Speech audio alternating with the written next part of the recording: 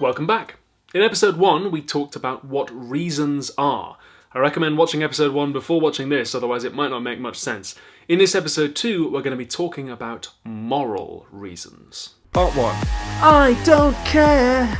I love it. So you'll remember from last time the distinction between reasons internalism and reasons externalism. Reasons internalism is the idea that if it is rational for you to do something, you must be in some sense motivated to do it.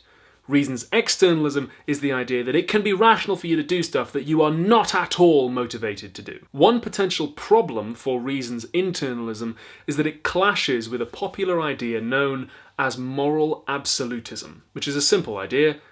Some things are bad, always and for everyone, even if you really, really want to do them. Like murder or genocide. If somebody does something really bad and we tell them you shouldn't have done that, which is to say there are winning reasons why they shouldn't have done it, is it an acceptable answer for them to turn around and say, I don't care about those reasons at all, and I just really, really wanted to do the bad thing? This clash between reasons internalism and moral absolutism is called the central problem.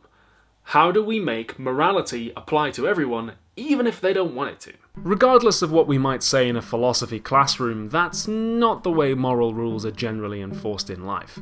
If you murder somebody and your defense is that you don't really care about morality and you were really motivated to do it, most people I think would not go, oh okay, and certainly the law wouldn't look at it that way, though as we hinted last time, the law may not in fact be concerned with morality anyway. It's also possible to put across versions of the central problem that aren't moral. For instance, we might want to say that everybody has winning reasons not to drink poison and die, even if they really, really want to, and the reasons internalist has to deny that. Or what if somebody is not at all motivated to take life-saving medication? This can be a real problem. Some people find motivation a real difficulty, even for things that they know on some level will be good for them and that they on some level might want to do. People with depression, for instance, can really want to do stuff but find motivation challenging. If somebody is not at all motivated to do something that they need to do in order to keep functioning, are we okay with saying, as the reasons internalist has to, that course of action is perfectly rational? One potential answer to the central problem is just to bite the bullet and admit that morality doesn't apply to everybody. If you don't have the right motivations, whatever those are, then the rules of morality just do not apply to you. It is theoretically possible for somebody to turn around and say, I don't care at all about moral reasons, and therefore it is literally false to say that I should or should not do whatever it is that morality commands me to do. That might be a bit of an unappealing option, and it also might leave us with some other problems as well. For instance, we would have to explain what you should not murder people actually means if we say it to somebody who doesn't have the right moral motivations. That's not necessarily an impossible task, but it is philosophical work. Another option is to say that this isn't going to tear morality down or anything, we just need to rephrase a few things. So instead of saying, you should not murder people, we need to say, if you don't want to go to prison, you shouldn't murder people. If you don't want to feel guilty, you shouldn't murder people. If you don't want people to dislike you, you shouldn't murder people. We find a way of linking morality to motivations for something else that's a bit more selfish. But even then, you might not like that option. You might want to say, well, murdering people is wrong because of what it does to the other person, to the victim. Never mind what you want or don't want. Isn't morality meant to be about other people? Part 2.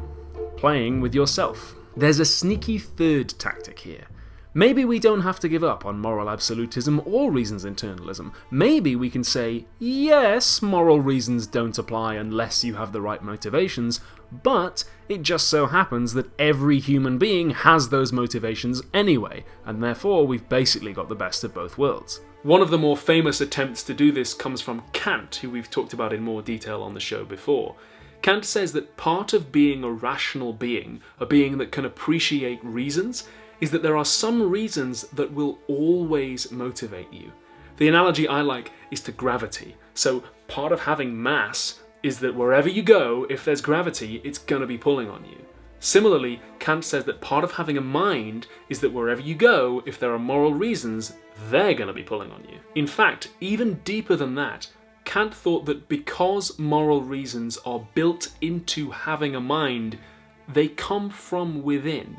You actually give morality to yourself. You place yourself under moral restrictions. So he's kind of got the reasons internalism angle covered. That's why morality seems so powerful and always pulls on us, because it's actually coming from us. But he's also got the reasons externalism angle covered as well. Everybody with a mind is motivated in this way as part of having a mind. The combination of these two ideas allows Kant to say that being bad is actually irrational, because you are not doing what you are necessarily motivated to do. You're essentially contradicting yourself. Kant's not the only philosopher to play this card. Simon Critchley takes a modern crack at it. He says that the human self is essentially constructed around moral values. Basically, there are no value-neutral human beings who have no preferences about anything. To be a human is to be essentially value-driven. In particular, he says that moral values help us construct the self. We experience a moral demand, but a moral demand must be addressed to somebody, so there must be a self there, but the self must also already exist to recognize and approve of the demand. So he says that moral demands and the self construct each other simultaneously in a very Inception-style way. We create and perceive the self at the same time. Critchley writes, "The self is something that shapes itself through its relation to whatever it determines as good, whether that is the Torah, the resurrected Christ, the moral law, the community in which I live, suffering humanity, all God's creatures, or whatever. What we think of as a self is fundamentally an ethical subject, a self that is constituted in relation to its good." What this allows Critchley, and in a different way Kant, to say is that if I act in such a way that I know to be evil, then I am acting in a manner destructive to the self that I am. Interestingly, Critchley thinks that the human self is essentially in two parts. There's the self that we experience, and there's the ideal self that we think we should be. We don't always live up to our ideal selves, but nevertheless, we build them up in our minds. We put them there.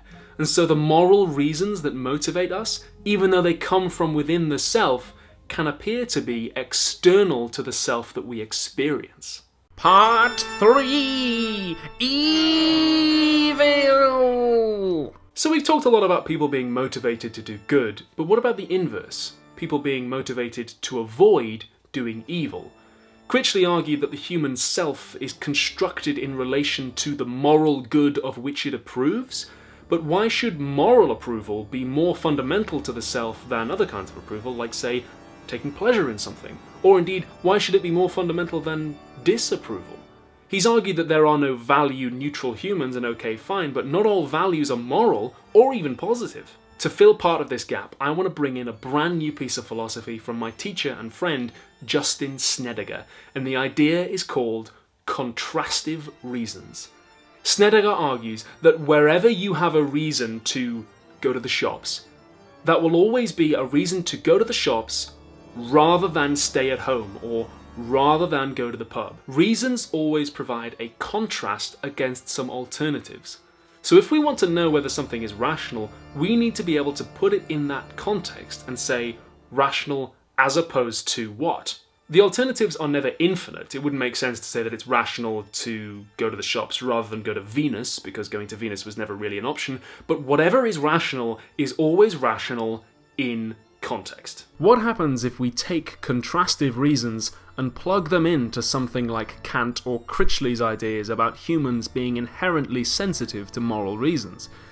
Well, we'd get the idea that as well as human selves being constructed around our desires to do good, we are also constructed around the desire to do good as opposed to doing evil.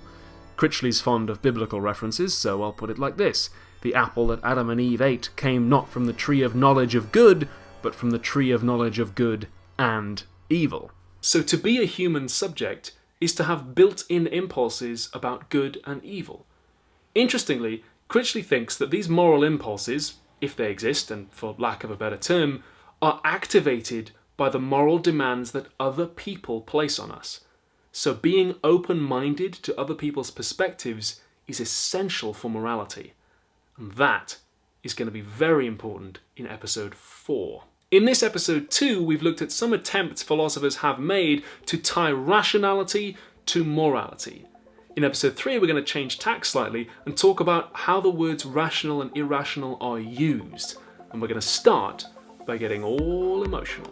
If you like today's lesson, I have a tip jar at paypal.me/philosophytube. Think of it like me putting a hat round at the end of the lecture. Or patreon.com/philosophytube is where you could make a monthly donation to help me keep making videos like this one. And don't forget to subscribe.